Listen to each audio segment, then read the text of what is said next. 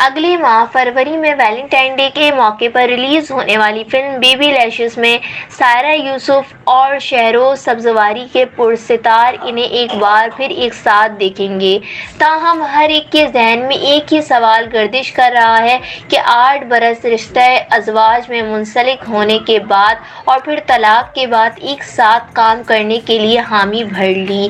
حال ہی میں اس فلم کا گانا من رنجن ریلیز کیا گیا۔ اس حوالے سے بات کرتے ہوئے شہروز سبزواری نے بتایا کہ 2017 میں یہ گانا پہلی بار سنا تھا۔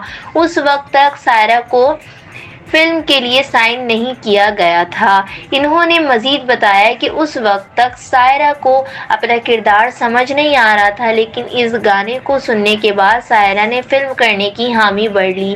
دوسری جانب سائرہ یوسف کا کہنا ہے کہ یہ گانا ان کے دل کے بہت قریب ہے، کیونکہ مجھے یاد ہے جب میں چھوٹی تھی تو میں اپنے والد کے ساتھ بہت موسیقی سنتی تھی۔ انہوں نے بتایا کہ ہم اکثر پرانے گانے سنتے تھے۔ مجھے لگتا تھا کہ ہماری موجودہ موسیقی میں اس قسم کی دھن کی کمی پائی جاتی ہے، لیکن اس گانے کو سن کر مجھے لگتا تھا کہ وہ موسیقی کافی عرصے سے ہمارے میوزک سے غائب تھی، وہ اس میں ہے۔ واضح رہے کہ سائرہ یوسف اور شہروز سبزواری کی شادی اکتوبر 2012 میں ہوئی تھی، جو فروری 2020 میں طلاق پر ختم ہوئی۔